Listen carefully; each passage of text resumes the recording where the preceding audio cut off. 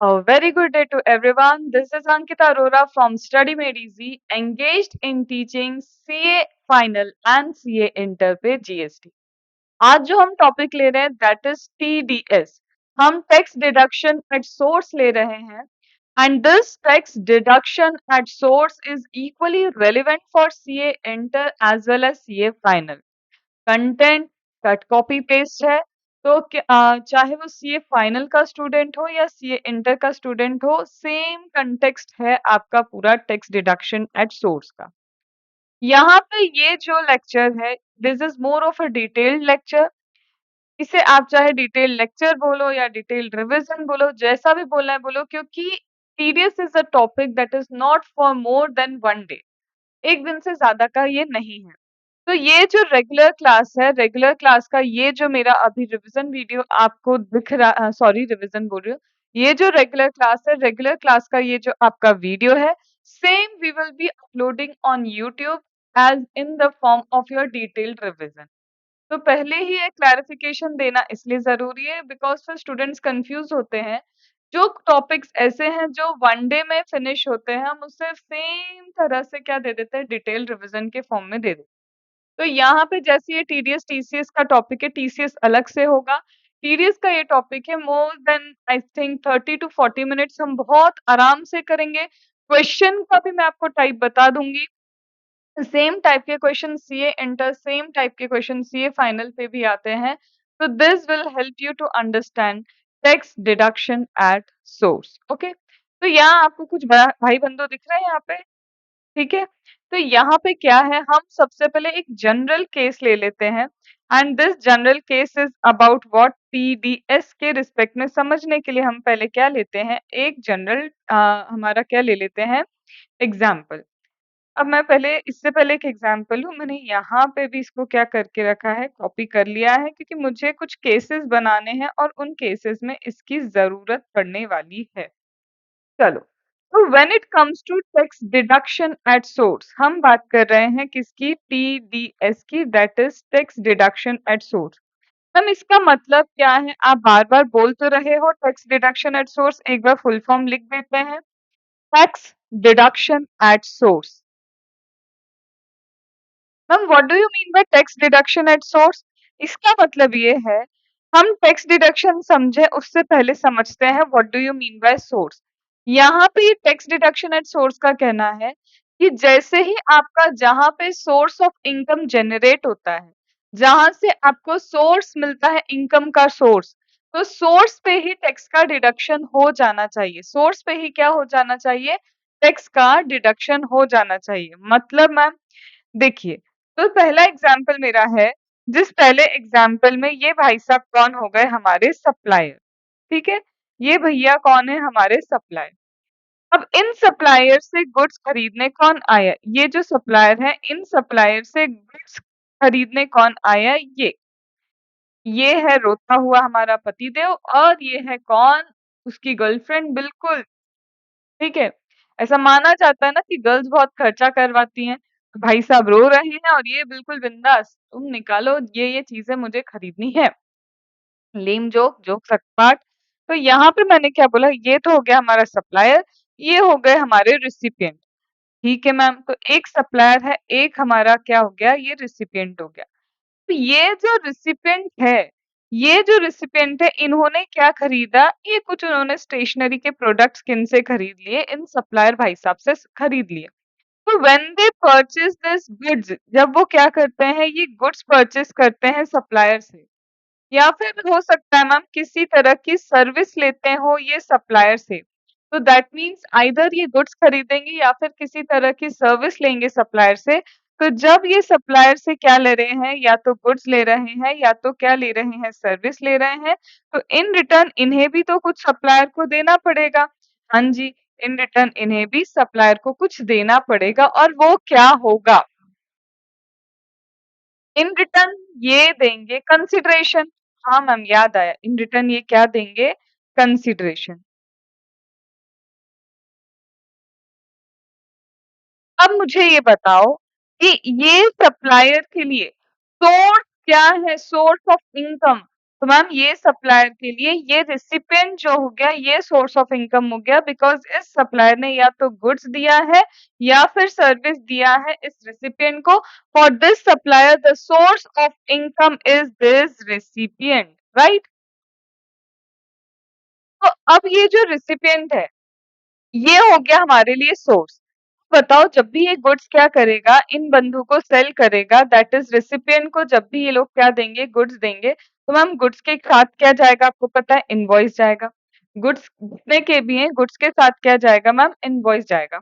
तो suppose ma'am हम अभी के लिए मान रहे गुड्स ही सेल किया है। टीडीएस का concept is relevant for goods as well as service. चाहे आप गुड्स लो या सर्विस लो दोनों पे एप्लीकेबल होता है, बट हमारे एग्जाम्पल को हम गुड्स लेते हुए कंटिन्यू कर रहे हैं। तो मैम सपोज करो ये सप्लायर अंकल जो है इन्होंने इन रिसिपिएंट को कितने के गुड्स प्रोवाइड किए। सपोज मैम 1000 रुपीज के गुड्स हैं, तो यहाँ लिख देते हैं हम वैल्यू ऑफ गुड्स।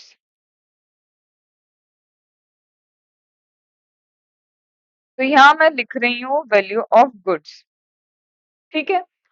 अब इनके ऊपर मैम जीएसटी सपोज करो लग रहा है, तो चलो मान लेते हैं फॉर एन एग्जाम्पल 100 रुपीज का जीएसटी लग रहा है, that is at the rate of 10% यहाँ पे जीएसटी लगा। ऐसा अभी हमने एक सिंपल सा ले लिया एग्जाम्पल। इन टोटल ये बिल कितने का बन गया मैम, 1100 का इन टोटल ये बिल बन जाता है। In totality the bill is of 1100 that includes your GST, right. अब यहाँ पे क्या बोला है, यहाँ पे बोलते हैं कि देखो अब ये रिसिपिएंट भाई साहब के पास ये पूरा बिल जाएगा, ठीक है। रिसिपिएंट भाई साहब देखेंगे कि इनको कितना बिल पे करना है, तो ये चले गया किसके पास, ये रिसिपिएंट भाई साहब के पास ये बिल चला गया and now recipient has to pay. अब रिसिपिएंट कितना पे करेगा, तो मैम एक तो गुड्स के रिस्पेक्ट में तो उन्हें क्या करना होगा, पेमेंट करना ही होगा, दैट इज ₹1000। तो गुड्स जो खरीदे हैं वो 1000 रुपीज के खरीदे हैं, उन्हें क्या करना होगा, ये 1000 रुपीज पे करने होंगे टू द सप्लायर। और मैम अभी हम मानते नहीं ऐसा कि कोई टीडीएस वीडीएस का कॉन्सेप्ट है, तो जीएसटी के लिए भी इन्हें कितना देना होगा, जीएसटी का 100 रुपीज देना होगा इन्हें, किसको, सप्लायर।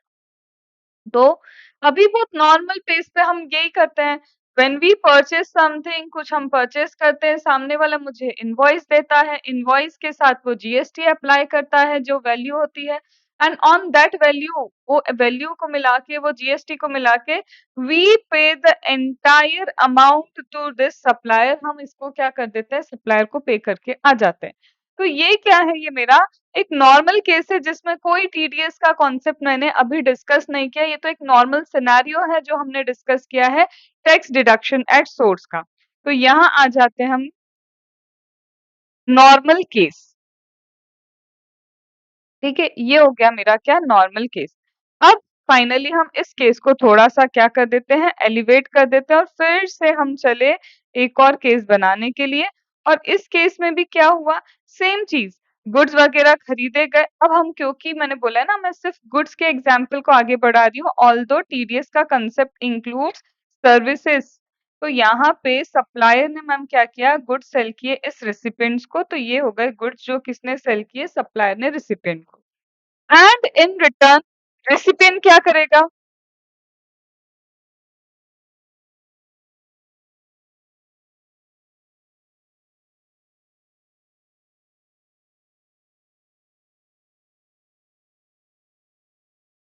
इन रिटर्न हमारा रेसिपिएंट क्या करेगा, इन रिटर्न मैम रेसिपिएंट पे करेगा कंसिडरेशन। यस मैम, कंसिडरेशन पे करेगा।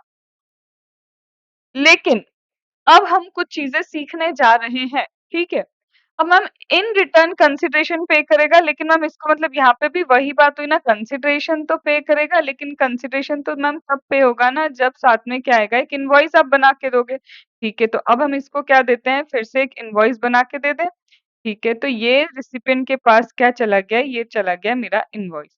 बट अब ध्यान रखना मैं इस इनवॉइस में कुछ चेंजेस कर दे रही हूँ, ठीक है। तो अभी तक मैंने क्या बोला, एक जनरल से खरीदने बेचने की बात चल रही थी, it was just a cell purchase का कॉन्ट्रैक्ट। लेकिन अब हम क्या कर रहे हैं, थोड़ा सा इसको एलिवेट कर रहे हैं केस को, और अब टीडीएस का कॉन्सेप्ट इंट्रोड्यूस करने की कोशिश कर रहे हैं। सपोज करो instead of 1000 rupees, instead of 1000 rupees suppose करो 7 लाख रुपीस का प्रोडक्ट है।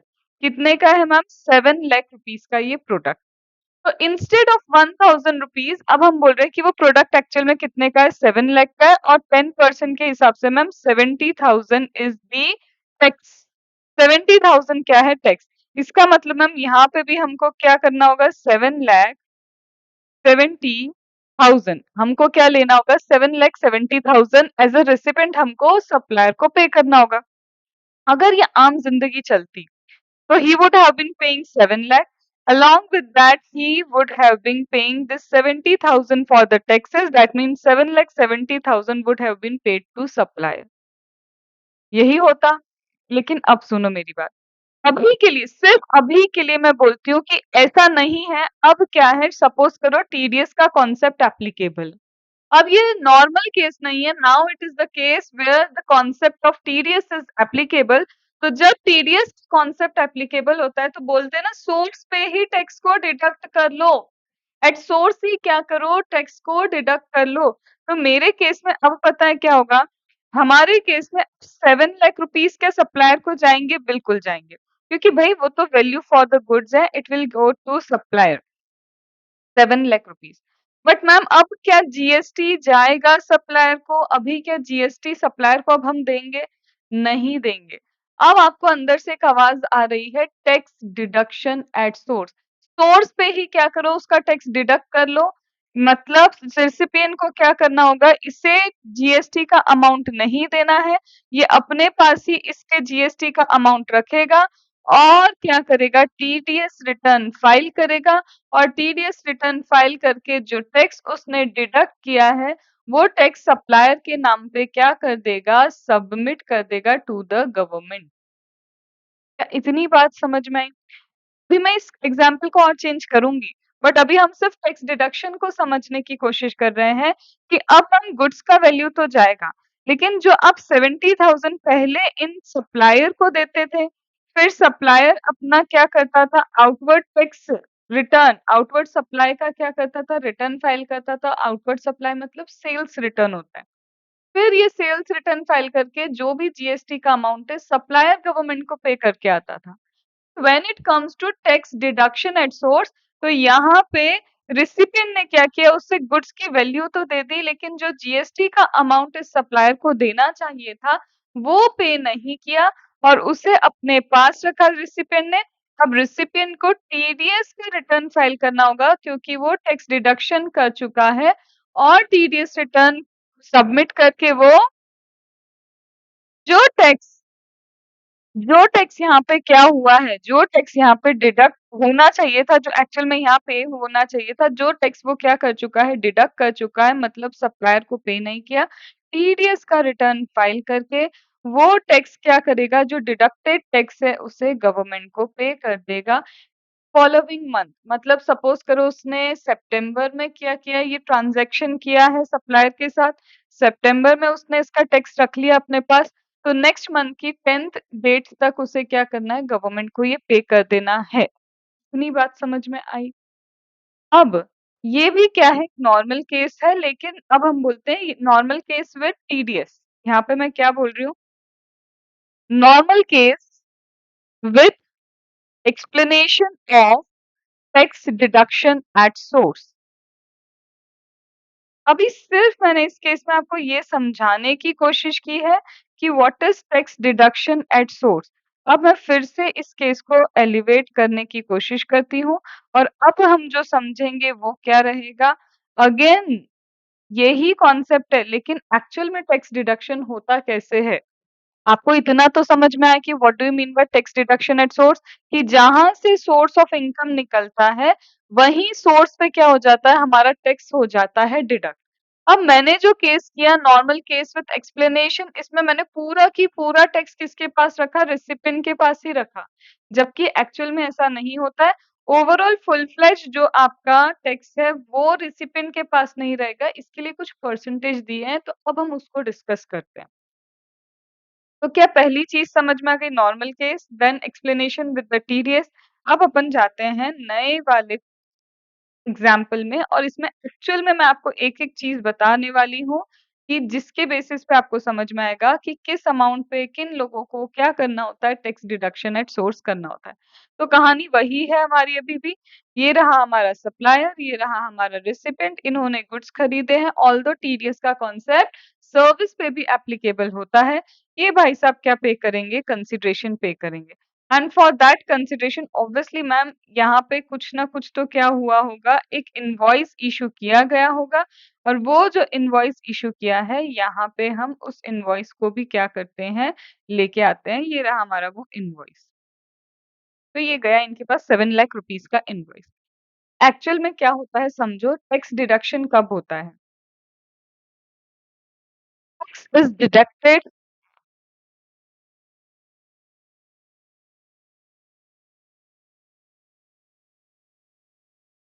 if the contract value is more than 2,50,000.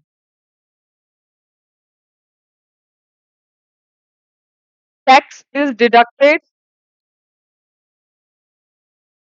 Tax is deducted at the rate of 1% CGST and 1% SGST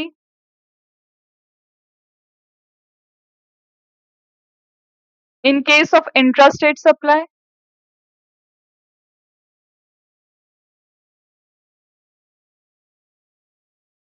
intra-state,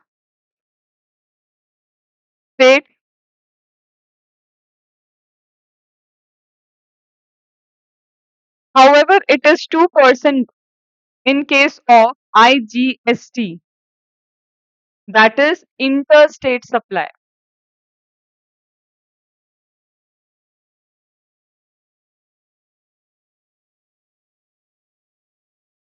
Tax is deducted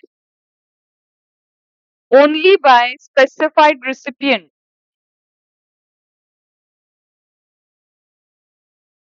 and one who is required to deduct tax at source is required to take mandatory registration under section 24 of chapter registration.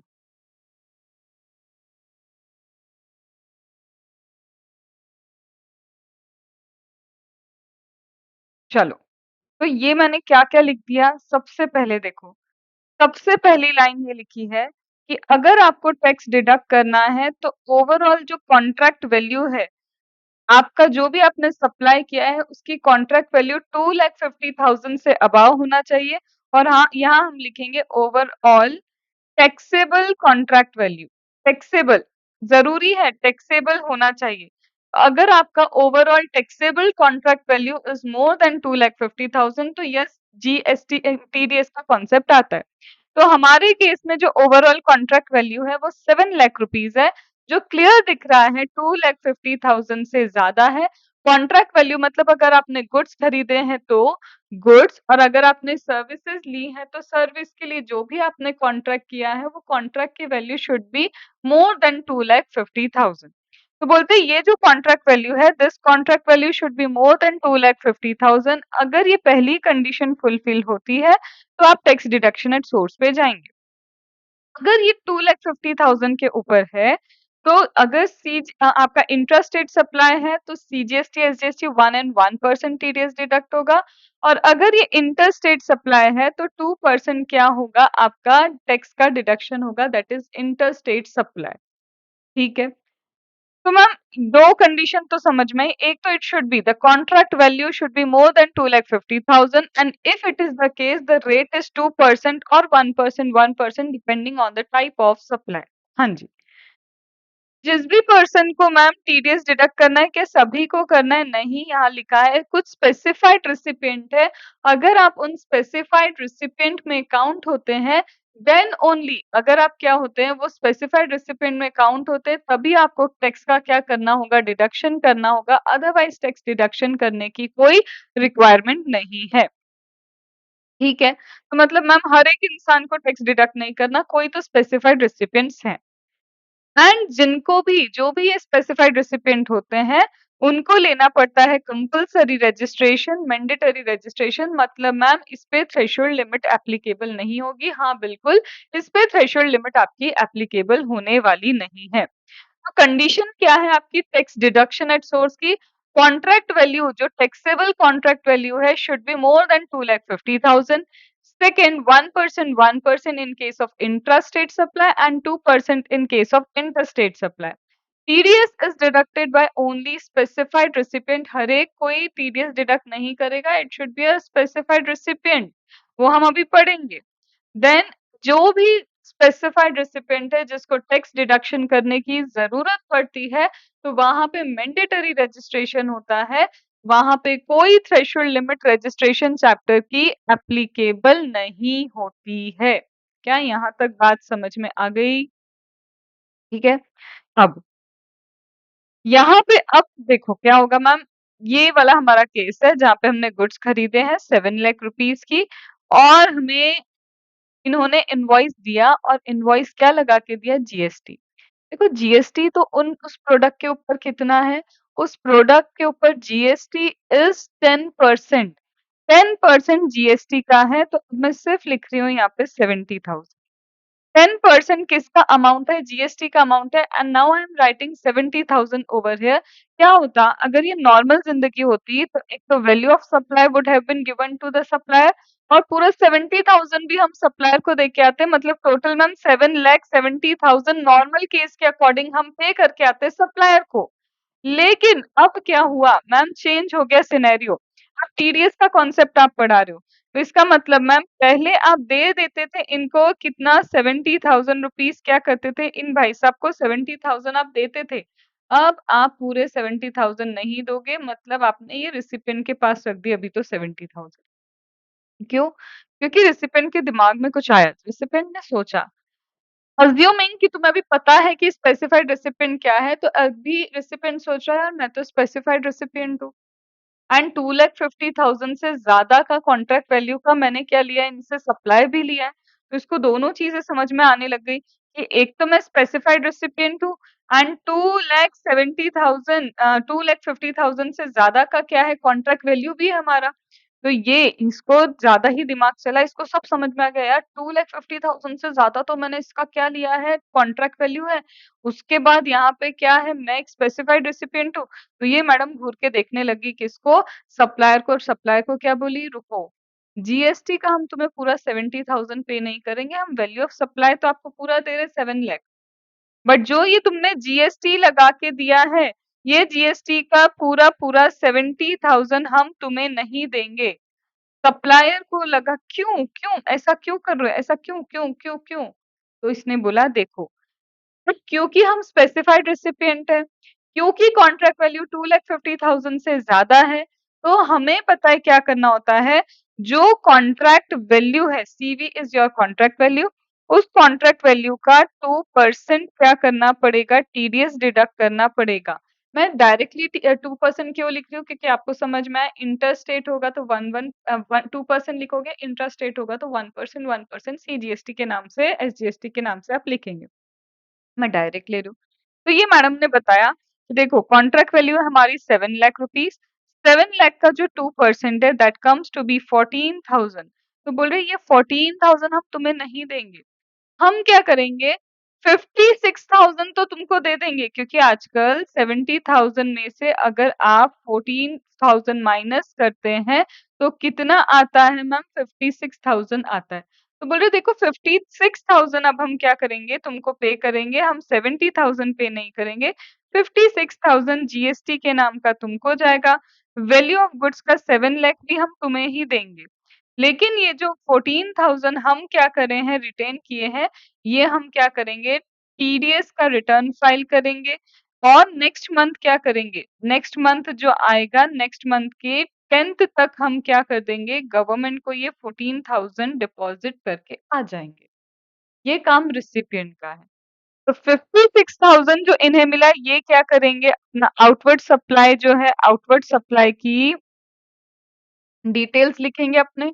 Return file करेंगे outward supply का, और outward supply के according जो GST आता है ये सारा क्या करेंगे, मतलब यहाँ पे सप्लायर को इस 56,000 का क्या करना है, कंप्लायंस करना है।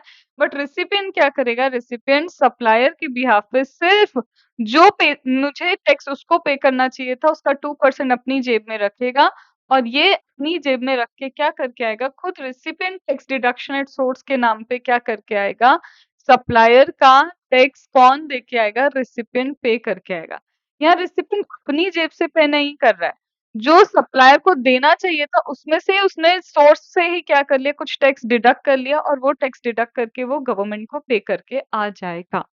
इससे होता क्या है, गवर्नमेंट को बड़े-बड़े ट्रांजैक्शंस की मॉनिटरिंग मिलती है, और ऑन द स्पॉट टैक्स भी थोड़ा-सा क्या हो जाता है, उनको मिल जाता है।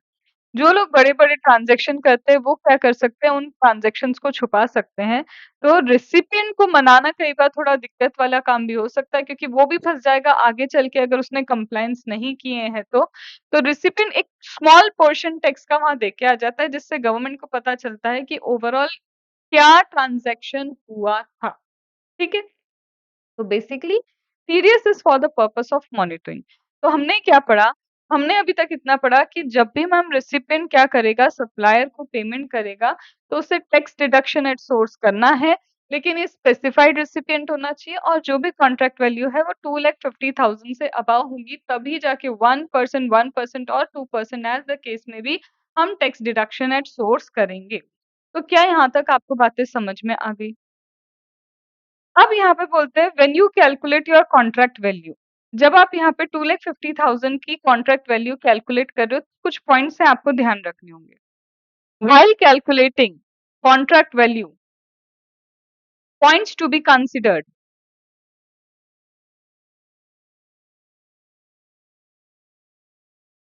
Do not take into account value of GST for the purpose of calculation of value of supply. ये ये जो बात है ना, आपने मेरे साथ वैल्यू ऑफ सप्लाई में भी पढ़ी है, कि जब भी हम वैल्यू ऑफ सप्लाई चाहे गुड्स का हो या सर्विस का हो कैलकुलेट करते हैं, तो उसमें जीएसटी से रिलेटेड जो भी टैक्स होता है वो काउंट नहीं होता। यहाँ भी यही बोल रहा है कि जब आप कॉन्ट्रैक्ट वैल्यू कैलकुलेट करेंगे, तो कॉन्ट्रैक्ट वैल्यू के कैलकुलेशन में do not consider the value with respect to GST, GST से रिगार्डिंग आपकी वैल्यू कंसिडर नहीं की जानी चाहिए। मतलब इसका एक एग्जांपल ले लें।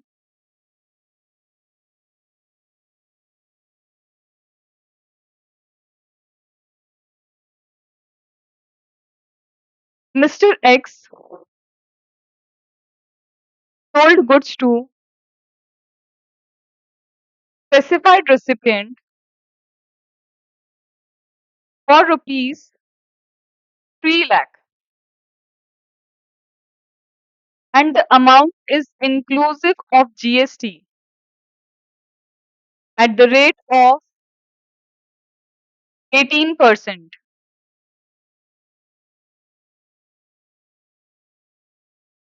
Calculate the applicability of TDS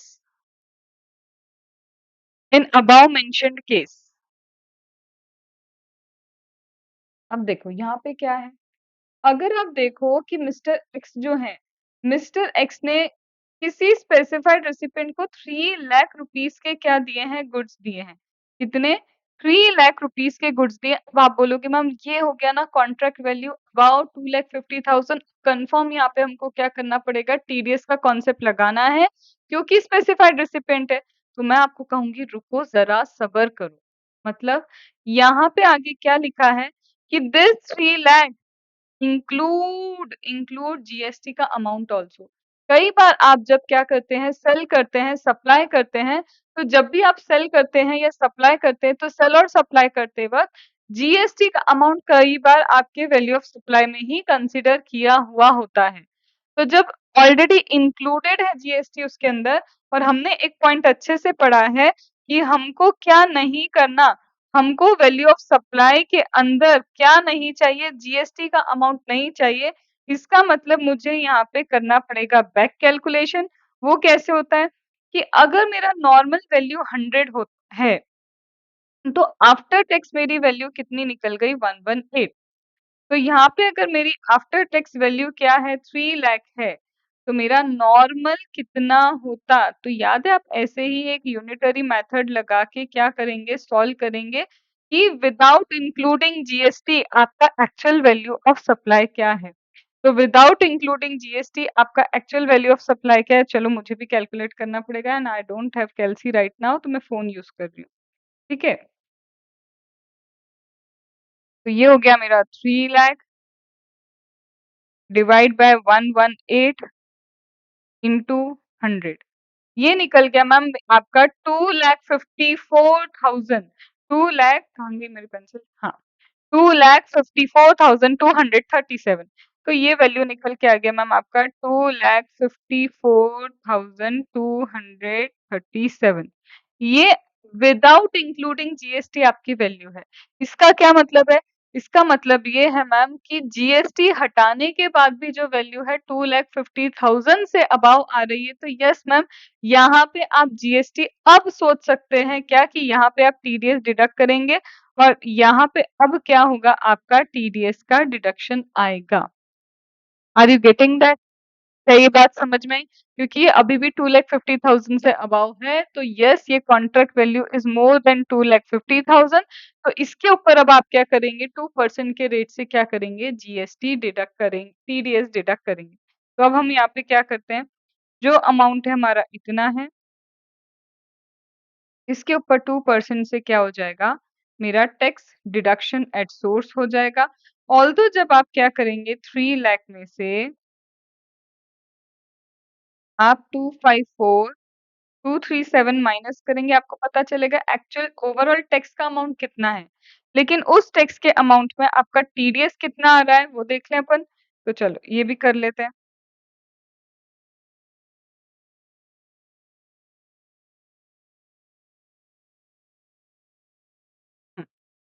this minus 3 lakh, तो मेरा एक्चुअल टैक्स का अमाउंट आया 45,763, मैंने राउंड ऑफ करा है। और टीडीएस मैम कितना आएगा? टीडीएस आएगा 254,237 का 2% अगर मैं करती हूँ तो मेरा टीडीएस आ जाएगा 5085। क्या ये बात समझ में आई? तो ओवरऑल टैक्स अमाउंट मेरा कितना था? ओवरऑल टैक्स अमाउंट जो 3 लाख के अंदर इंक्लूडेड था वो इतना था, लेकिन उसका टीडीएस कितना हुआ, टैक्स डिडक्शन कितना हुआ 5085। तो आपको एमसीक्यू में एक क्वेश्चन ये आ सकता है कि टीडीएस का अमाउंट निकालो। ये आ सकता है कि ओवरऑल टैक्स कितना था, वो निकाल सकते हैं आप। ये आ सकता है कि एक्चुअल में कॉन्ट्रैक्ट वैल्यू कितने की थी। तो ये जो हमने यहाँ पे पूरा कैलकुलेशन किया है, ये एमसीक्यू में भी आपको देखने को मिल सकता है। लेकिन अब अगर हम सपोज करो इंस्टेड ऑफ 3 लाख, भी आपने ये एग्जांपल लिया 3 लाख माना, अब हम क्या करते हैं इसको एग्जांपल को चेंज कर देते हैं और एक केस 2 बना देते हैं और यहाँ पे बोल रहे हैं केस 2।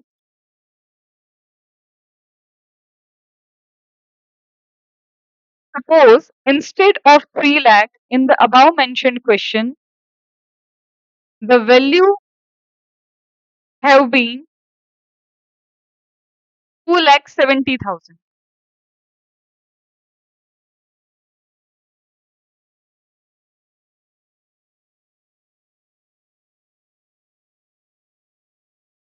अब क्या बोल रहे हैं, सपोज करो ये 3,80,000 की जगह 2,70,000 वैल्यू होती, तो अगेन मुझे क्या करना था, ये जो 2,70,000 की वैल्यू है इसमें भी मेरा क्या है जीएसटी इंक्लूडेड है। ठीक है, तो ये 2,70,000 में सपोज करो वही 18% मेरा जीएसटी इंक्लूडेड है। मैं एक बार बैक कैलकुलेशन कर लूं, और बैक कैलकुलेशन करके देखा कि अब वैल्यू आ रही है 2,28,800। अब वैल्यू कितनी आ रही है 2,22,800 की वैल्यू आ रही है समथिंग।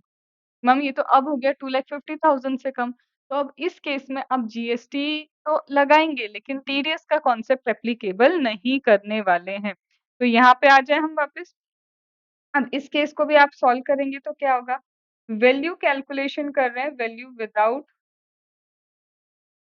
इंक्लूजन ऑफ जीएसटी कितना हुआ मैम 2,70,000 है। इसको अगर आप इसमें से जीएसटी का अमाउंट हटाते हैं, कुछ आ रहा है मैम 2 लाख 28,813 ऐसा समथिंग कुछ आ रहा है और ये तो ma'am this amount is less than 2,50,000 here in the above mentioned case the value is less than 2,50,000 therefore there is no concept of TDS.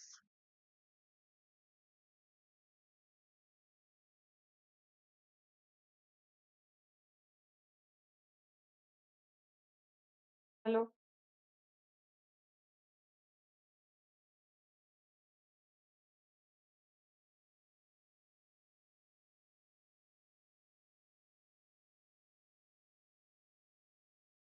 हम्म, बोलो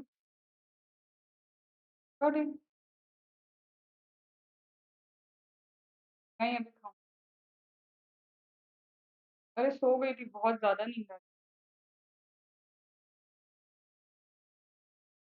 हाँ खा लिया किसी को नहीं सबकी दोनों मिल के थोड़ी कम लग रही पर टेस्ट ठीक है ना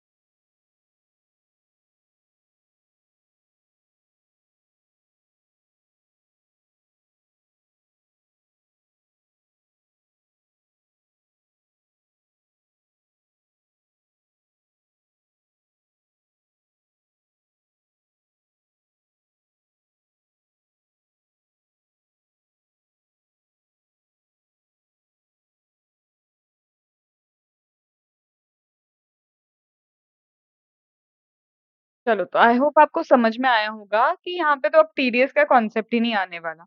तो अभी तक हमने टैक्स डिडक्शन एट सोर्स में पहली चीज क्या समझी कि जब भी एक कॉन्ट्रैक्ट की value that is taxable value of a contract is more than 2,50,000 और सामने वाला एक स्पेसिफाइड रिसिपिएंट है तो 2% पे टीडीएस डिडक्ट होगा, डिपेंड्स इंटर या इंट्रास्टेट कॉन्सेप्ट। अगर आपकी कॉन्ट्रैक्ट वैल्यू में जीएसटी इंक्लूड किया है तो आप उस कॉन्ट्रैक्ट वैल्यू के जीएसटी को इंक्लूसिव नहीं लेंगे, आपको pure contract value find out करनी है और उसके ऊपर आपको टीडीएस एप्लीकेबल करना होगा। क्या ये पॉइंट समझ में आ गया? देन एक और चीज है जो अब हमको समझनी है, कई बार क्या होता है हम एग्जेम्प्ट सप्लाई भी करते हैं और साथ साथ में टैक्सेबल सप्लाई भी करते हैं। फॉर एन एग्जाम्पल जैसे मेरे पास अभी क्या है, यहाँ पे फोन है एक, ठीक है, ये 2, ठीक है, ये फ़ोन ले लिया और मैं क्या ले सकती हूँ जो एग्ज़ेम्प्ट हो सकता है? सपोज़ करो मेरे पास कोई बुक है यहाँ पे, ठीक है? I have that.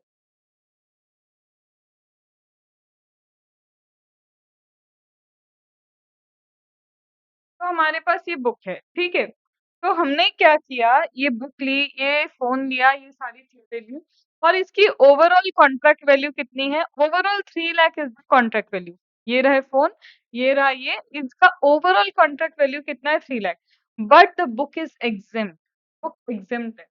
तो हमने क्या बोला, taxable contract value should be more than 2,50,000 जो हमारी कॉन्ट्रैक्ट वैल्यू है, contract value that taxable contract value should be more than 2,50,000। अब इसका एक एग्जांपल ले लें।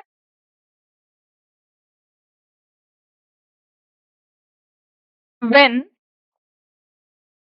taxable as well as exempt goods or services are provided together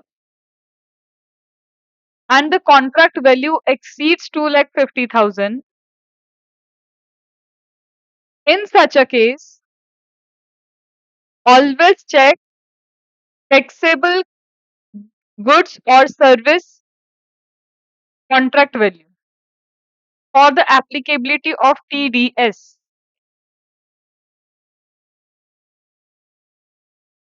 चलो, अब इसका मतलब क्या है? देखो, इसका मतलब ये है, सपोज करो आपकी कॉन्ट्रैक्ट वैल्यू कितनी है? Suppose your contract value is 3 lakh, जैसा मैंने बोला कि ओवरऑल तो कॉन्ट्रैक्ट वैल्यू 3 लाख रुपीज है। तो ओवरऑल कॉन्ट्रैक्ट वैल्यू सपोज करो कितना है? 3 लाख।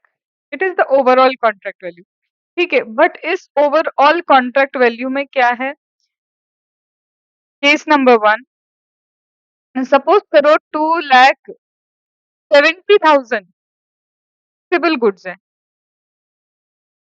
ये क्या है? Taxable goods. और बचा हुआ 30,000 क्या है? एग्जेम्प्ट। तो इसका मतलब अभी क्या है इस केस में यस द वैल्यू एक्सीड 2,50,000, तो यहाँ टीडीएस का कॉन्सेप्ट आएगा, ठीक है। अगर यहाँ पे इसकी जगह ऐसा होता, मैम 2,40,000 हो जाता मेरा टैक्सेबल गुड्स, तब क्या करते? तो ऑब्वियसली 60,000 आपका एग्जेम्प्ट होता है यहाँ पे और यहाँ पे टीडीएस का कोई कॉन्सेप्ट एप्लीकेबल नहीं होता। यहाँ टीडीएस होता, यस। क्या यहाँ पे टीडीएस होता? नो। यहाँ पे टीडीएस होता 2,70,000 पे और यहाँ पे टीडीएस ही नहीं है तो मेरी बात ही नहीं आती क्योंकि टैक्स तो वहीं लगेगा जहाँ पे टैक्सेबल गुड्स है, एग्जाम गुड्स पे थोड़ी ना टैक्स लगता है। क्या ये बात समझ में आई? तो ये था मेरा पॉइंट नंबर 1, जब हम क्या कैलकुलेट करते हैं कॉन्ट्रैक्ट वैल्यू, और ये था मेरा पॉइंट नंबर 2 जब हम क्या करते हैं कॉन्ट्रैक्ट वैल्यू। कहाँ गया? ये रहा मेरा पॉइंट 1 और ये रहा मेरा पॉइंट नंबर 2। अब मैं 1 एंड 2 को मिक्स करके एक आपको एग्जांपल दे रही हूँ। पॉइंट 1 एंड 2 टेकन टुगेदर, इन दोनों को लेके अब हम एक एग्जांपल डिस्कस कर रहे हैं। Suppose mister x supply goods taxable as well as exemptable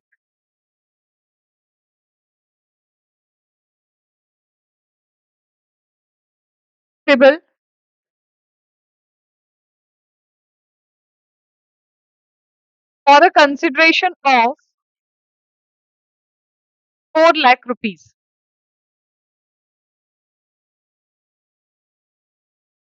In the above transaction, value of taxable goods is 2,80,000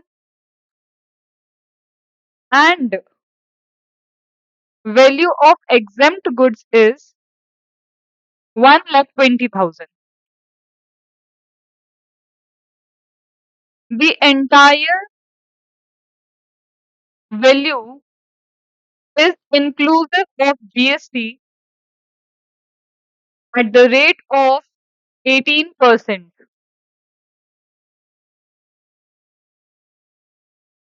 Find out taxability of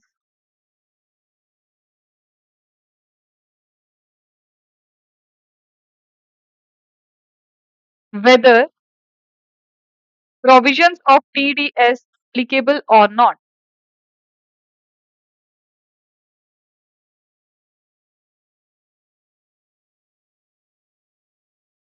ठीक है? अब हुआ क्या? मैम अगेन हमारा ओवरऑल कॉन्ट्रैक्ट वैल्यू है, मैं टैक्सेबल कॉन्ट्रैक्ट वैल्यू नहीं बोल रही हूँ। कॉन्ट्रैक्ट वैल्यू 4 लाख है, ठीक है? लेकिन इस 4 लाख में मैम टैक्सेबल वैल्यू कितनी है? टैक्सेबल कॉन्ट्रैक्ट वैल्यू आ रही है हमारी 2,80,000।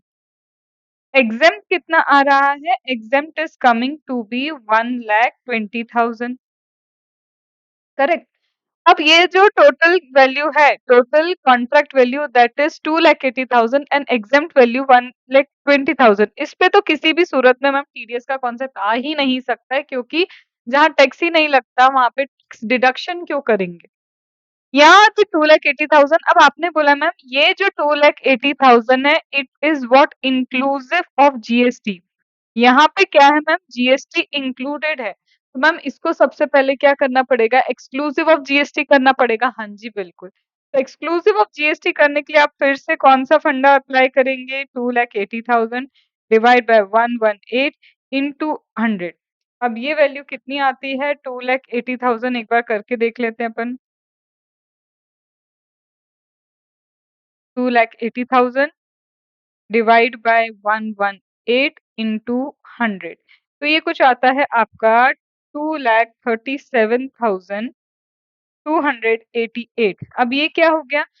विदाउट इंक्लूजन ऑफ जीएसटी, क्योंकि कॉन्ट्रैक्ट वैल्यू जो मैं जीएसटी के लिए लेती हूँ उसमें मुझे जीएसटी का कंपोनेंट नहीं लेना है, तो मैंने जीएसटी के कंपोनेंट को हटाया, तो इसकी वैल्यू सिर्फ 2,37,000 है।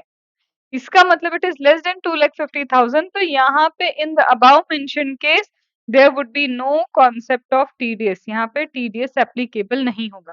ये जो मैं जितने भी आपके लिए एग्जाम्पल ले रही हूँ, मेरी बात समझो, this examples you will find in your question. ये सारी चीजें अब आपको आपके क्वेश्चन में मिलने वाली हैं। तो ये जो मैंने अभी आपको करवाया ये कहीं ना कहीं क्वेश्चन डिस्कशन ही चल रहा है हमारा। ठीक है? तो अब तक हमने जो पढ़ा उसको अगर हम कंसाइज़ करें तो मतलब ये है कि जब भी ma'am contract value, taxable contract value 2,50,000 के अबव जाती है, हमें 2% से टीडीएस डिडक्ट करना है, इंटर और इंट्रा एज़ द केस में बी। बट डिडक्ट करने वाला एक स्पेसिफाइड रेसिपिएंट होना चाहिए, और ये जो स्पेसिफाइड रेसिपिएंट है उसे मैंडेटरी रजिस्ट्रेशन लेना पड़ेगा। कॉन्ट्रैक्ट वैल्यू निकालते वक्त हमें ध्यान रखना है, अगर इंक्लूसिव ऑफ जीएसटी है तो जीएसटी का component will not be counted in the contract value. Second, हमको ये चीज देखनी होगी इन द जीएसटी का ये कॉन्ट्रैक्ट वैल्यू में कि अगर हमने एग्जेम्प्ट एंड टैक्सेबल दोनों को दिया है, तो भले ही कॉन्ट्रैक्ट वैल्यू आपकी 2,50,000 से अबाव जा रही हो, लेकिन हमें टैक्सेबल गुड्स की कॉन्ट्रैक्ट वैल्यू चेक करनी पड़ेगी, जो हमने पॉइंट नंबर 2 में देखा।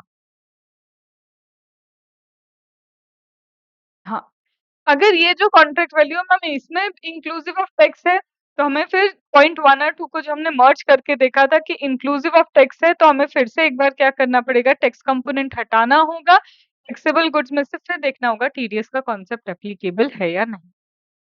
अब एक चीज और टीडीएस का कॉन्सेप्ट अप्लाई करने के लिए, that would be my point number 3।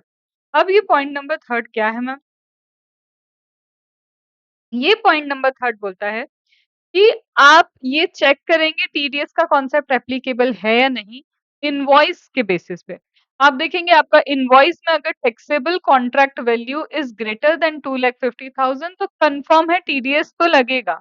लेकिन टीडीएस किस अमाउंट पे डिडक्ट होगा वो डिपेंड करता है कि पेमेंट कितना ड्यू है। क्या कह रहे हो मैम? पहले लिख लेते हैं फिर समझ लेते हैं एग्जाम्पल के through. In order to check whether TDS is applicable or not, always check taxable contract value.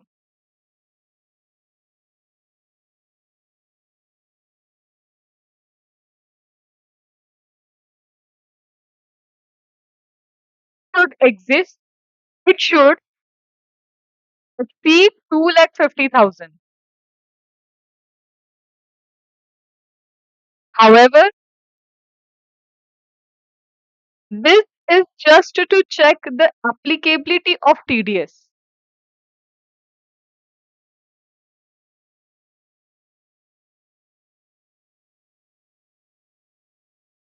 The amount on which tax have to be deducted is the amount of payment due or paid. अब ये क्या है? देखो, भले ही आपका एक invoice बना, जैसे हमारे केस में हमारा इनवॉइस कितने का बना था? हमारा जो केस था, हमारे केस में इनवॉइस बना था 7 लाख रुपीस का, राइट? ये रहा मेरा इनवॉइस, हमारे केस में हमारा जो इनवॉइस बना था, it was of 7 lakh rupees. लेकिन ऑब्वियसली ये बंदा एक साथ थोड़ी ना 7 लाख रुपीस दे रहा है, हम ये इंस्टॉलमेंट में दे रहे हैं। फर्स्ट ये देंगे 2 लाख रुपीस, देन सेकंड ये देंगे फिर हमको 3 लाख रुपीस और फिर थर्ड मैम सपोज करो ये दे देंगे हमको। अभी मैं सिर्फ वैल्यू ऑफ सप्लाई पे चल रही हूँ, मैं जीएसटी के कॉन्सेप्ट ये जीएसटी के फिगर्स को भी जानबूझ के कंसिडर नहीं कर रही हूँ, ठीक है? तो यहाँ पे क्या है 2 लाख 3 लाख और ये हो गया फिर से ये देंगे 2 लाख। हम जीएसटी के फिगर को क्यों कंसीडर नहीं किया यार? यार कॉन्ट्रैक्ट टीडीएस निकालने के लिए हम जीएसटी के फिगर्स को काउंट नहीं करते हैं, तो मुझे एनीवेज ये 7 लाख का ही बाइफरकेशन देखना है। तो मैम पहली बार में वो दे रहे हैं 2 लाख रुपीस मतलब इतना पेमेंट मिलने वाला है। पहली बार जो आपका 2% होगा वो इसके ऊपर ही होगा, that is the amount due. Second time आपको जितना पेमेंट मिलेगा उस पे 2% डिडक्ट होगा, थर्ड टाइम जितना पेमेंट मिलेगा उसके ऊपर आपका क्या होगा 2% डिडक्ट होगा। तो चेक करना है टीडीएस लगेगा या नहीं बेस्ड ऑन द इनवॉइस। या टैक्सेबल वैल्यू 2,50,000 से ज्यादा है, लेकिन अब हम टीडीएस किस पे डिडक्ट करेंगे? जितना पेमेंट हमारा ड्यू हुआ है उसके बेसिस पे हम क्या करेंगे? टीडीएस का डिडक्शन करेंगे। अंडरस्टूड? चलो, अब हम आ जाते हैं, ये सारे पॉइंट्स हमने कर लिए। अब मुझे सिर्फ आपको छोटी-छोटी सी चीजें बतानी है नेक्स्ट 10 मिनट्स और हमारा टीडीएस का कॉन्सेप्ट क्लोजर पे आ जाएगा। अब इसके बाद एक क्वेश्चन जो एक ही क्वेश्चन आपका बहुत अच्छा है इन योर स्टडी मटेरियल और ये सीए फाइनल हो या सीए इंटर दोनों को ये वाले छोटे-छोटे कॉन्सेप्ट्स एप्लीकेबल है।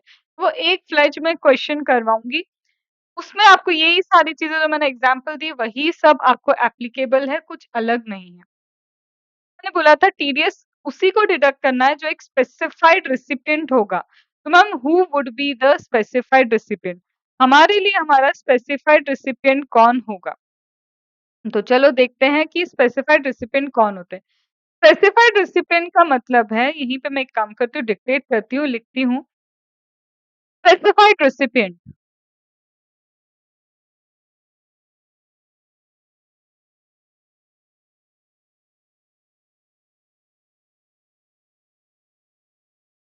गवर्नमेंट एजेंसी,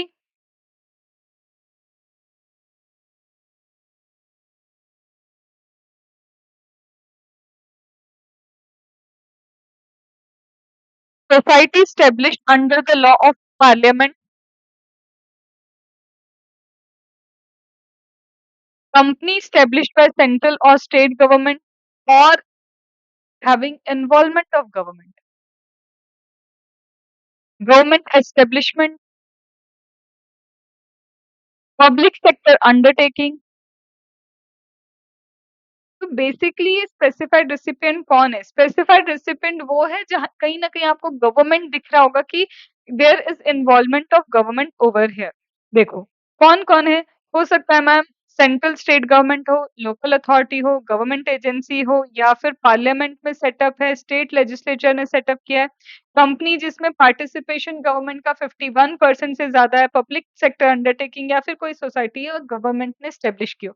ये रटने की ज़रूरत नहीं है, आपको इवेंचुअली ये चीज़ समझ में आ जाएगी कि दे आर टॉकिंग अबाउट कि गवर्नमेंट या तो गवर्नमेंट की कंपनी या पीएसयू या फिर आपका सोसाइटी या फिर ऐसा कोई ऑर्गेनाइजेशन जिसमें 51% से ज़्यादा गवर्नमेंट की होल्डिंग है, तो यहाँ पे एक तरह से गवर्नमेंट ये रेसिपिएंट को अगर सर्विसेज मिलती हैं, किसी सप्लायर ने 2,50,000 से ज़्यादा की अगर सर्विसेज दी हैं टैक्सेबल नेचर की या गुड्स दिए हैं, तो इन लोगों को क्या करना पड़ेगा? टैक्स डिडक्शन एट सोर्स करना पड़ेगा, आपको जेल में आना पड़ेगा, जेल का पानी पीना पड़ेगा, ठीक है? ठीक है मैम। बट ऐसा कब होगा कि when they are not required to deduct TDS, जब ये लोग आपस में कोई ट्रांजैक्शन करते हैं ना, ये इसको दे रहा है, ये इसको सर्विस दे रहा है, मतलब नोटिफाइड पर्सन जब आपस में कोई ट्रांजैक्शन करते हैं तब कोई टैक्स डिडक्शन एट सोर्स नहीं होता। तो when a notified person does the transaction, कोई भी ट्रांजैक्शन अगर नोटिफाइड पर्सन कर रहा है, आपस में नोटिफाइड पर्सन सारी ट्रांजैक्शन कर रहे हैं, तो there is no concept of TDS, तब टीडीएस डिडक्ट नहीं होगा। या फिर रिसिपिएंट नोटिफाइड पर्सन ही नहीं है, तो भी उसको टीडीएस का कॉन्सेप्ट ही एप्लीकेबल नहीं है, क्योंकि रिसिपिएंट या तो क्या होना चाहिए, नोटिफाइड पर्सन होना चाहिए, या फिर अगर रिसिपिएंट आपस में ही क्या कर रहे, खेल रहे हैं, आपस में ट्रांजैक्शन कर रहे, तो भी टैक्स का क्या नहीं आता है, कॉन्सेप्ट एप्लीकेबल नहीं होता है। तो यहाँ पे हम लिख लें एक्सेप्शन थोड़ा सा, the concept of TDS will not be applicable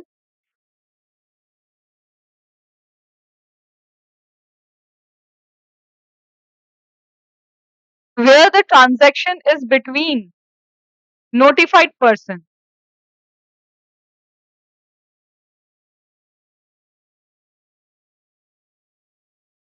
Also, the concept of TDS will not be applicable if the recipient is not specified recipient.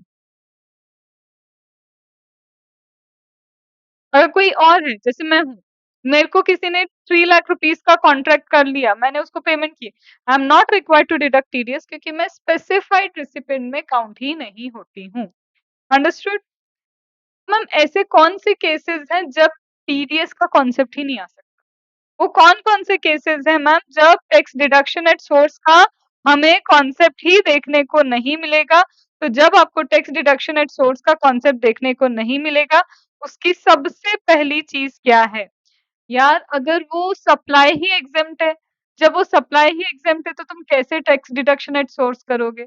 या फिर वो सप्लाई शेड्यूल 3 में कवर होता है, neither supply of goods nor supply of service, या फिर जो goods आपने सप्लाई किए हैं सप्लायर ने और रिसिपिएंट जो गुड्स ले रहा है, उस पे अभी जीएसटी डेफर करके रखा है, या फिर रिसिपिएंट को खुद पूरा रिवर्स चार्ज मैकेनिज्म में टैक्स पे करना होता है, तो when recipient is required to pay the tax under reverse charge mechanism, खुद से भी अधिक को पूरा की पूरा पेमेंट करना है, then also this is the case when no TDS will be applicable.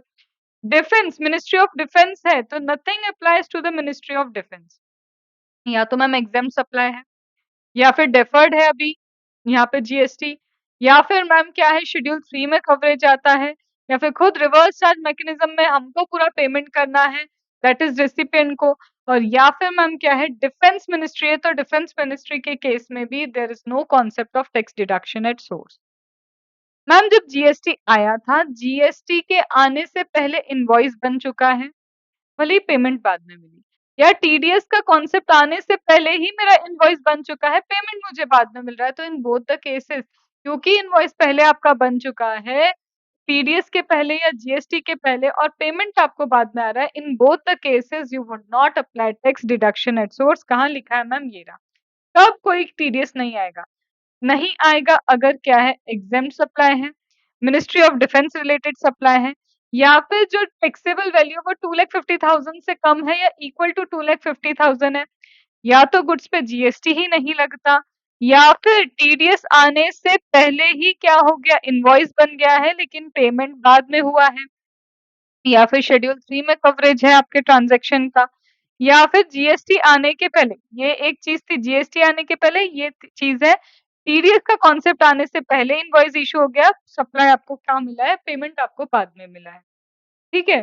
Then इसके बाद मैम रिवर्स चार्ज मैकेनिज्म में पूरा पेमेंट करना हो, या फिर पेमेंट टू अनरजिस्टर्ड सप्लायर।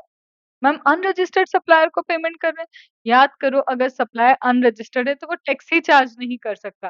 तो जब वो टैक्स चार्ज नहीं कर सकता तो टीडीएस का कॉन्सेप्ट कैसे आएगा, तो सामने वाले का रजिस्टर्ड होना भी जरूरी है।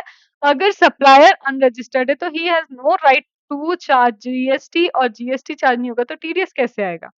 एंड पेमेंट ऑफ सेस, या फिर आप क्या कर रहे हो, सेस पेमेंट कर रहे हो, cess is not payment to payment to cess component. Cess component क्या होता है ये हम समझेंगे।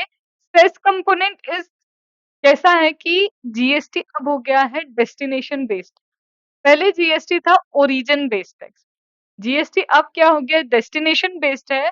पहले जीएसटी ओरिजिन बेस्ड टैक्स था। मतलब क्या है मैम, पहले जहाँ पे मैन्युफैक्चरिंग होती थी ना जिस स्टेट में, उस स्टेट को जीएसटी लेने का राइट होता था कि इसमें यहाँ मैंने मैन्युफैक्चर किया है, और मैन्युफैक्चरिंग स्टेट में जो भी सामान बेचा गया है उधर जो जीएसटी कलेक्ट हुआ है वो राइट किसका है, उस स्टेट का है जिस स्टेट में ये मैन्युफैक्चरिंग हुई है, जहाँ पे ये प्रोडक्ट ओरिजिन हुआ है।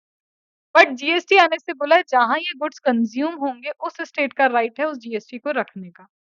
तो अब जो मैन्युफैक्चरिंग स्टेट्स है उनको हो गया लॉस जीएसटी आने से, इसलिए जब जीएसटी आ रहा था ये लोग हाँ भी नहीं कर रहे थे कि जीएसटी लाओ, क्योंकि ये डेस्टिनेशन बेस्ड टैक्स पे जा रहा था। तो ऑब्वियसली उस स्टेट को तो लॉस हो रहा है जो स्टेट मैन्युफैक्चरिंग में आती है। तो गवर्नमेंट ने बोला कि आपको सेस मिलेगा, आपको क्या मिलेगा, सेस मिलेगा, दैट इज आपको कंपनसेशन मिलेगा। तो इनको ये जो कंपनसेशन वगैरह मिलता है ना, ये कंपनसेशन सेस जो होता है इसके ऊपर कोई टीडीएस का कॉन्सेप्ट नहीं है। ऑल्दो ये हम अभी चैप्टर नंबर 1 में फिर से डिस्कस करेंगे इसको अच्छे से। बट जब भी मैन्युफैक्चरिंग से क्या हुआ है, डेस्टिनेशन बेस्ड टैक्स हुआ है, ओरिजिन टू डेस्टिनेशन। तो जिन-जिन स्टेट को ये ओरिजिन से डेस्टिनेशन चेंज होने के कारण लॉसेस हुए, तो गवर्नमेंट उनको सेस प्रोवाइड करती है, और इस सेस पे टीडीएस का कोई कॉन्सेप्ट एप्लीकेबल नहीं होता है। अब जो भी मैम टीडीएस डिडक्ट करेगा, कब पे करना है उसको, उसे पे करना है within 10 days of the end of the month. अगर इस मंथ में आपने डिडक्ट किया तो नेक्स्ट मंथ की 10th डेज तक आपको क्या कर देना है, अकाउंट में डिपॉजिट कर देना है। जो भी टीडीएस डिडक्ट हुआ है, रिसिपिएंट ने क्या किया, टीडीएस डिडक्ट किया, और डिडक्ट करके क्या कर दिया, गवर्नमेंट को पे कर दिया। तो इस सप्लायर को वो कहाँ पे मेंशन मिलेगा कि भाई उसके नाम से टीडीएस ऑलरेडी डिडक्ट होके पेमेंट हो चुका है टैक्स। तो देखो रिसिपिएंट क्या करता है, रिसिपिएंट तो टैक्स डिडक्ट कर लेगा, डिडक्ट करके कहाँ पे करेगा, गवर्नमेंट को पे करेगा। तो सप्लायर को उसका वो टैक्स कहाँ पे दिखेगा कि भैया पे हो गया है, तो ई कैश लेजर है, ई कैश लेजर में सप्लायर देख सकता है कि उसका टैक्स जो है, रिसिपिएंट ने जो टैक्स डिडक्ट किया था वो पे हो चुका है उतना ही। अब जब-जब रिसिपिएंट टैक्स डिडक्ट करेगा उसको एक सर्टिफिकेट भी सप्लायर को इश्यू करना होगा, और अगर वो टाइम पे सर्टिफिकेट इश्यू नहीं करते, उससे वैसे तो डिडक्शन के 5 डेज के अंदर ये सर्टिफिकेट इश्यू करना कंपल्सरी है, बताना होगा कि कितना टैक्स उसने डिडक्ट किया है, सर्टिफाई करना होगा कि हाँ मैंने टैक्स डिडक्ट किया है, और 5 डेज के अंदर ये सर्टिफिकेट इश्यू होना चाहिए। नहीं होता तो पर डे 100 रुपीज की फीस लगेगी, मैक्सिमम 5000 तक। मतलब 10 दिन अगर आपने यही गड़बड़ की, 1000 or 5000 whichever is 10 दिन, 10 दिन आपने 10 डेज लेट किया तो 10 डेज का कितना हो जाएगा, 1000। मैक्सिमम कितना है, 5000, बट मैम हमने गलती तो सिर्फ 10 दिन की है। 20 डेज गलती हुई 2000 आपको लगेगा, 30 डेज 3000 लगेगा, 40 डेज 4000 लगेगा, 50 डेज 5000 लगेगा, 60 डेज 5000 ही पेनल्टी रहेगी, क्योंकि मैक्सिमम पेनल्टी इज 5000। तो आप 5000 के अबाव पेनल्टी नहीं लगा सकते for non issuance of the credit certificate, TDS certificate. Understood. अभी तक हमने क्या-क्या किया? हमने बोला कि रिसिपिएंट को ही टैक्स डिडक्शन करना है, वो अगर स्पेसिफाइड रिसिपिएंट है at the rate of 2%, but contract value should not include GST. और आप देखेंगे तो सही टीडीएस एप्लीकेबल होगा या नहीं होगा इनवॉइस के बेसिस पे, बट एक्चुअल में टीडीएस किस अमाउंट पे डिडक्ट होता है, कितना अमाउंट क्रेडिट किया गया, पे किया गया सप्लायर को, उसके हिसाब से हम टीडीएस का डिडक्शन करते हैं। जब आपस में ये लोग क्या कर रहे हैं, ट्रांजैक्शन कर रहे हैं, कोई टीडीएस डिडक्ट नहीं होगा। अगर ट्रांजैक्शन शेड्यूल 3 में आता है, रिवर्स चार्ज मैकेनिज्म में आता है, एग्जेम्प्ट सप्लाई है, नाइदर शेड्यूल 3 हो गया, एग्जेम्प्ट सप्लाई है, आरसीएम वाला सप्लाई है, या फिर एक अनरजिस्टर्ड पर्सन को पेमेंट हुआ है, या फिर डिफेंस मिनिस्ट्री ऑफ डिफेंस से रिलेटेड सप्लाई है, ऐसे केस में मैम टीडीएस का कॉन्सेप्ट ही एप्लीकेबल नहीं है। या फिर जीएसटी आने से पहले इनवॉइस बना या टीडीएस का कॉन्सेप्ट आने से पहले इनवॉइस बना, पेमेंट बाद में हुआ है, in that case also the TDS का कॉन्सेप्ट इज नॉट एप्लीकेबल। अब एक चीज मैं और बता रही हूँ, बहुत इंपॉर्टेंट यही है कि कब टीडीएस का कॉन्सेप्ट एप्लीकेबल नहीं होता। तो टीडीएस का कॉन्सेप्ट एप्लीकेबल तब नहीं होता जब आपका supplier and place of supply एक ही जगह पे, that is an intra state supply. Supplier वही है, प्लेस ऑफ सप्लाई वही है। मैम इंटर स्टेट में देखते हैं location of the supplier and place of supply. अगर location of supplier and place of supply एक ही स्टेट आता है तो वो इंट्रा स्टेट कहलाता है। लेकिन अगर आपका रिसिपिएंट एक स्टेट में नहीं है, उस स्टेट में नहीं है, रिसिपिएंट किसी और जगह पे है, तो ये वो केस है जब सप्लायर एक जगह है, प्लेस ऑफ सप्लाई उसी जगह है, लेकिन रिसिपिएंट कहीं बाहर चला जाता है, किसी और स्टेट में है, तो टीडीएस का कॉन्सेप्ट एप्लीकेबल नहीं होगा। इसके अलावा आपका चाहे इंटर स्टेट सप्लाई हो, इंट्रा स्टेट सप्लाई हो, इंट्रा स्टेट सप्लाई मतलब लोकेशन ऑफ सप्लायर भी वहीं, प्लेस ऑफ सप्लाई भी वहीं, और हो सकता है रिसिपिएंट भी हमारा वहीं की वहीं है। इंट्रा स्टेट सप्लाई है। सप्लायर और प्लेस ऑफ सप्लाई अलग-अलग जगह पे है, लेकिन मेरा रिसिपिएंट जो है, रिसिपिएंट इन दोनों स्टेट में से ही कहीं पे है, तो भी मेरा क्या हो जाएगा, आईजीएसटी का सप्लाई हो जाएगा। लेकिन जब सप्लायर और प्लेस ऑफ सप्लाई दोनों सेम स्टेट में है, बट रिसिपिएंट अगर मेरा किसी और स्टेट पे जाता है, तब कोई टीडीएस का कॉन्सेप्ट नहीं होगा। मैम ये चीज़ थोड़ा समझना मुश्किल हो रहा है, इसी को हम अभी क्या करते हैं, अब समझ लेते हैं। अब यहाँ पे मैंने क्या करना है, एक एग्जाम्पल ले लेना है। तो क्या एग्जाम्पल लें हम? पहले मैं थोड़ी-सी ड्राइंग व्राइंग कर लूँ? चलो। तो ये क्या है? देखो मैंने बोला है आपका place of supply and location of supplier एक स्टेट में, और जो आपका रिसिपिएंट है, रिसिपिएंट होना चाहिए दूसरे स्टेट में। अगर ऐसा है तो you would not be in a position to apply the concept of TDS. कैसे? समझो, ये है हमारी रिलायंस कंपनी, ठीक है? तो ये क्या है भाई, हमारी रिलायंस कंपनी। अब रिलायंस कंपनी ने क्या किया, मीटिंग वगैरह ऑर्गेनाइज की, और मीटिंग वगैरह कहाँ पे ऑर्गेनाइज हुई है, रिलायंस कंपनी सपोज करो कहाँ पे है, मुंबई में है। तो रिलायंस कंपनी का है हमारी मुंबई में। इन्होंने कोई मीटिंग वगैरह या फिर कोई ट्रिप ऑर्गेनाइज की, और ट्रिप कहाँ पे ऑर्गेनाइज की, ये यहाँ पे जामनगर में ऑर्गेनाइज की, और एम्प्लॉई चले गए कहाँ पे, जामनगर। तो गुजरात में क्या हुआ है, गुजरात में कोई ट्रिप वगैरह क्या हुई है, ऑर्गेनाइज हुई है, और हमारे एम्प्लॉइज कहाँ गए, यहाँ पे से उठ के चले गए कहाँ पे, गुजरात चले गए। अब वो वहाँ पे कहाँ रुकेंगे मैम? ऑब्वियसली इन्होंने होटल भी बुक किया होगा अपने एम्प्लॉइज के लिए। हाँ जी मैम, बिल्कुल होटल का क्या किया होगा, रूम वगैरह बुक किया होगा। आप समझो मेरी बात। एक्चुअल में कंसिडरेशन किसने पे किया ये होटल वगैरह के लिए? Ma'am consideration is paid by the recipient, जो रेसिपिएंट मुंबई में है, रिलायंस मुंबई में है। लेकिन मैम सप्लायर कहाँ है? ये होटल का सप्लायर गुजरात में है, तो लोकेशन ऑफ सप्लायर गुजरात में है।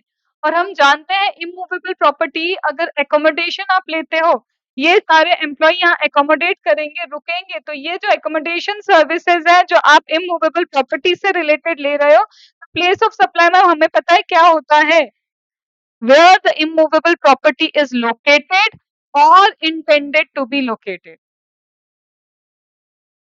याद करो वो दिन जब प्लेस ऑफ सप्लाई किया था, तो इसके हिसाब से मैम प्लेस ऑफ सप्लाई भी यहाँ हो गया, लोकेशन ऑफ द सप्लायर भी क्या हो गया, गुजरात हो गया। लेकिन रेसिपिएंट तो कहाँ है, बाहर है, तो यहाँ पे टीडीएस का कॉन्सेप्ट नहीं आ सकता। क्यों? इसलिए नहीं आ सकता क्योंकि देखो, एक्चुअल में ये हो गया इंट्रा स्टेट सप्लाई, है कि नहीं? क्योंकि मैम यहाँ पे location of supplier place of supply एक ही स्टेट है, तो ये इंटर स्टेट सप्लाई। यहाँ मैम डिडक्शन होना चाहिए सीजीएसटी एसजीएसटी का टीडीएस। टीडीएस कैसा डिडक्ट होना चाहिए, सीजीएसटी एसजीएसटी के नाम पे। और मैम रिसिपिएंट इंडिया यहाँ पे क्या है, दूसरे स्टेट में है। तो जब रिसिपिएंट बाहर है, किसी और स्टेट में है, तो जिस स्टेट में हो, ये उस स्टेट का राइट है कि वो सीजीएसटी एसजीएसटी कलेक्ट करेगा। अब बाहर की स्टेट में आप सीजीएसटी, आईजीएसटी कलेक्ट नहीं करवा सकते क्योंकि एक स्टेट दूसरे स्टेट को ये पास ऑन नहीं कर पाएगा। क्योंकि जिस स्टेट में हो उसी स्टेट में सीजीएसटी, एसजीएसटी लगता है बट रिसिपिएंट बाहर है। अगर इसने डिडक्ट किया तो भाई ये तो दूसरे स्टेट में होने वाले सप्लाई का डिडक्शन वो यहाँ पे कर रहा है। तो मुंबई स्टेट में क्या होगा या मुंबई स्टेट में थोड़ी ना वो टीडीएस डिपॉजिट कर पाएगा। भैया अगर इसने यहाँ पे क्या किया, इस ट्रांज़ैक्शन पे टैक्स डिडक्ट कर भी लिया, तो रिसिपिएंट उसे कहाँ देगा? मुंबई में। पर मुंबई का तो हक ही नहीं है वो टैक्स लेने का। क्यों हक नहीं है? Because it is consumption based tax and consumption is done in Gujarat. तो इसका मतलब यहाँ पे हक सिर्फ गुजरात स्टेट का था, बट गुजरात स्टेट में टीडीएस डिडक्ट होने के लिए रिसिपिएंट गुजरात में होना चाहिए, रिसिपिएंट वहाँ पे है नहीं। तो जब गुजरात स्टेट में टीडीएस डिडक्ट करना है तो या तो रिसिपिएंट यहाँ होता, तो यहाँ डिडक्ट करके क्या करता वो यहीं के यहीं गुजरात में पे कर देता। लेकिन यहाँ पे रिसिपिएंट इंडिया यहाँ पे क्या है रिसिपिएंट गुजरात से बाहर है। अगर वो टीडीएस डिडक्ट कर भी लेगा तो सीजीएसटी, एसजीएसटी का टीडीएस उसको पे करना होगा गुजरात को, जबकि वो है कहाँ पे? मुंबई का है। तो वो क्या नहीं कर पाएगा, ऐसे टैक्सेस पे नहीं कर पाएगा क्योंकि यहाँ पे क्या आ रहा है, क्रॉस हो रहा है। मुंबई वाला गुजरात वाली स्टेट के लिए टैक्स नहीं पे कर सकता है क्योंकि यहाँ पे जीएसटी में स्टेट वाइज रजिस्ट्रेशन चलता है, बहुत सारी चीजें। इस रीजन से बोलते हैं जब location and place of supply एक ही जगह है और रिसिपिएंट किसी और जगह है, क्योंकि रिसिपिएंट को ही तो टैक्स डिडक्शन करना है। इन सच अ केस हम क्या बोल रहे हैं कि टीडीएस का कॉन्सेप्ट ही एप्लीकेबल नहीं होने वाला है। अंडरस्टूड?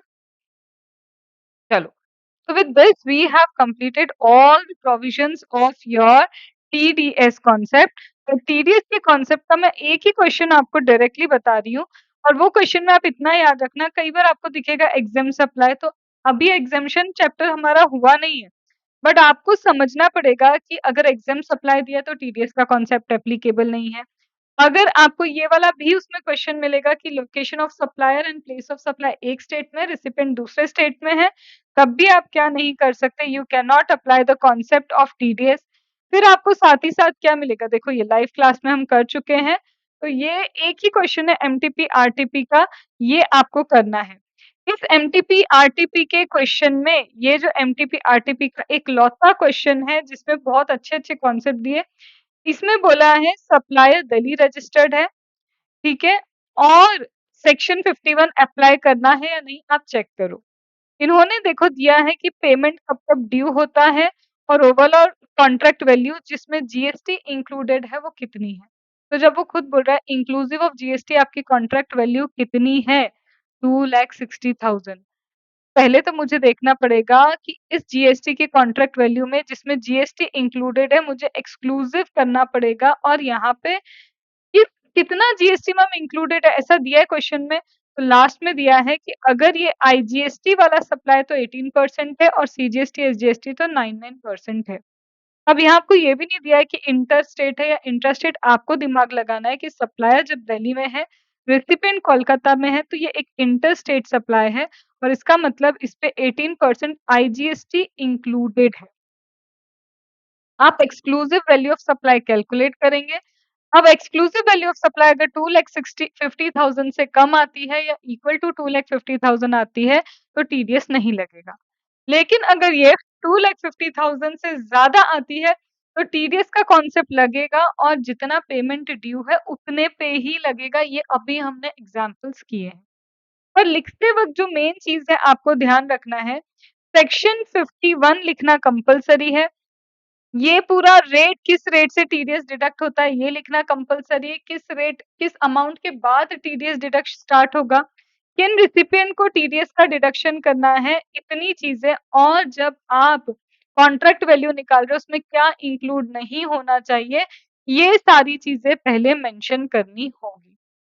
फिर मेंशन करने के बाद जब आप यहाँ पे कैलकुलेशन करने जाएँगे, आप एक्सक्लूसिव ऑफ जीएसटी कैलकुलेट करेंगे कि हमको क्या करना है, कॉन्ट्रैक्ट वैल्यू में अभी जीएसटी इंक्लूड है। मुझे कॉन्ट्रैक्ट वैल्यू से जीएसटी को हटाना होगा और देखना होगा वैल्यू ऑफ सप्लाई कितना है। तो आपको ये लिखना होगा कि उसके अंदर 18% आईजीएसटी वाला जीएसटी इंक्लूडेड है या फिर सीजीएसटी, एसजीएसटी के नाम से कुछ जीएसटी इंक्लूडेड है। Are you getting? क्योंकि इंटर स्टेट सप्लाई होगा तो आईजीएसटी इंक्लूड होगा वैल्यू ऑफ सप्लाई में, और इंट्रा स्टेट सप्लाई होगा तो सीजीएसटी एसजीएसटी का परसेंटेज इंक्लूडेड होगा। पहले में क्या होगा, 2,60,000 में बोला है कि कोई जीएसटी नहीं लगेगा क्योंकि 2,50,000 क्रॉस नहीं हुआ। दूसरे वाले में सीजीएसटी एसजीएसटी इंक्लूडेड है, फिर भी 2,50,000 से क्रॉस नहीं हो रहा, इसलिए जीएसटी नहीं लगेगा। फिर थर्ड में देखो, इसने बोला है कि हमने जब निकाला without GST value of supply कितना है, ये 5 लाख है, मतलब 2,50,000 से ज्यादा है। यहाँ पे टीडीएस का कॉन्सेप्ट आएगा, और ये टीडीएस कितने पे लग रहा है, 5 लाख पे नहीं लग रहा है, 25 पे लग रहा है। That is what ever payment is due, जितना पेमेंट ड्यू है उसके ऊपर टीडीएस की एप्लीकेबिलिटी आ रही है। क्या ये बात समझ में आ रही है आपको? यहाँ पे भी सेम है, यहाँ पे आईजीएसटी के नाम पर 2% था, अब दूसरे वाले जो इन्होंने एडजस्टमेंट दिया है उसमें सीजीएसटी एसजीएसटी के नाम पे क्या किया है, yes value of supply 2,50,000 cross होता है, और एक बार सीजीएसटी एसजीएसटी के नाम का क्या करके रखा है, टीडीएस डिडक्शन करके बताया है। फिर ये वही है कि जब location of the supplier and place of supply एक स्टेट होती है लेकिन रेसिपिएंट किसी और स्टेट में होता है तो कोई टीडीएस का कॉन्सेप्ट नहीं आएगा। ये सेम क्वेश्चन जो मैंने अभी आपको एग्जांपल लेके बताया, वो सेम एग्जांपल यहीं पे हमने कॉपी पेस्ट वहां पे अपन ने समझ लिया है। तो जब आप ये क्वेश्चन करोगे तो यू विल फाइंड कि हर चीज हम ऑलरेडी क्या कर चुके हैं, डिस्कस कर चुके हैं ड्यूरिंग द लेक्चर। इसीलिए ये डिटेल्ड लेक्चर है, चाहे वो आपको वन डे मैच बोलो इसको, या फिर आप एक डिटेल्ड रिवीजन वीडियो बोलो, जैसा भी आपको लगे आप वैसा बोलो। यहाँ पे ओवरऑल देखो, ये वाला जो ट्रांजैक्शन है ये अभी आपको इसलिए शायद याद नहीं आएगा क्योंकि हमने exempt supply exempt mega exemption chapter नहीं किया। जब मेगा एग्जामिशन चैप्टर करोगे तो पता चलेगा सेवेंथ वाला जो चीज है, सेवेंथ पॉइंटर कहता है कि मेगा एग्जामिशन है उस सर्विस के ऊपर, तो टीडीएस का कॉन्सेप्ट ही नहीं आएगा क्योंकि मेगा एग्जाम्ड है। फिर एक लास्ट पॉइंट जो मुझे आपको समझाना है, टीडीएस का कॉन्सेप्ट, चाहे आप एक नॉर्मल रजिस्टर्ड पर्सन हो या फिर आप एक कंपोजिशन स्कीम वाले रजिस्टर्ड पर्सन हो, चाहे आपने रजिस्ट्रेशन कंपोजिशन स्कीम में लिया है, चाहे आपने रजिस्ट्रेशन एक नॉर्मल पर्सन की तरह लिया है, मतलब एक रिसिपिएंट चाहे कंपोजिशन स्कीम में रजिस्टर्ड है या फिर रिसिपिएंट नॉर्मल स्कीम में रजिस्टर्ड है, in both the cases TDS का कॉन्सेप्ट तो उसको फुलफिल करना है अगर वो स्पेसिफाइड रिसिपिएंट की कैटेगरी में आता है तो। अंडरस्टूड? क्या यहाँ तक बात समझ में आ गई?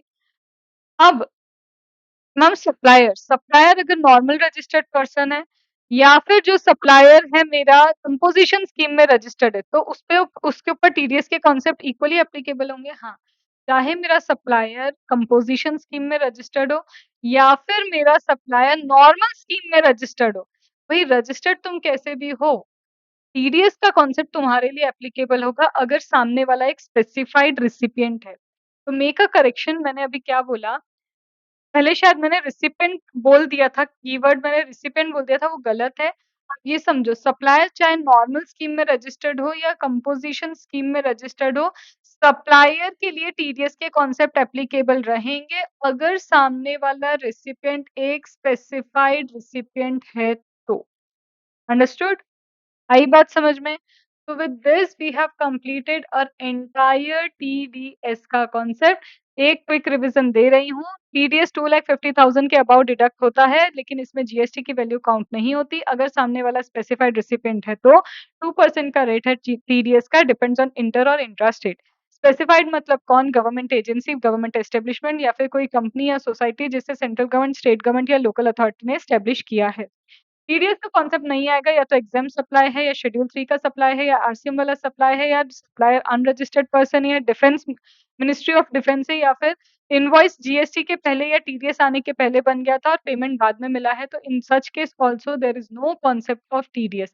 या फिर जब रिवर्स रिवर्स चार्ज मैकेनिज्म की बात करते हैं तो इन केस ऑफ अगर कोई प्रोडक्ट ऐसा है या फिर कोई ट्रांजैक्शन ऐसा है जिसमें पूरे रिवर्स चार्ज मैकेनिज्म में ही टैक्स का पेमेंट करना है, तो भी टैक्स डिडक्शन एट सोर्स का कॉन्सेप्ट एप्लीकेबल नहीं होता है। With this we have completed in detail, as much as detail possible, tax deduction at source, and this same thing will be provided to you in form of revision. Okay, done. और class के students को audio note भी मिलेगा TDS का, hardly 5 minutes का audio note होगा जिसमें सारी चीजें ऐसे ही क्या करके रखेंगे, हम डिस्कस करके रखेंगे। ठीक है? चलो, bye-bye. I hope the video was useful.